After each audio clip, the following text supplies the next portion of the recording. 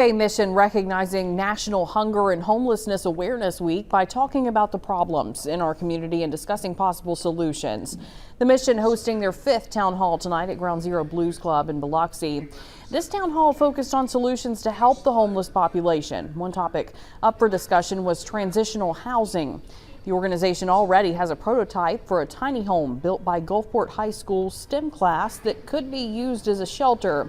They need the public's help to expand that housing project.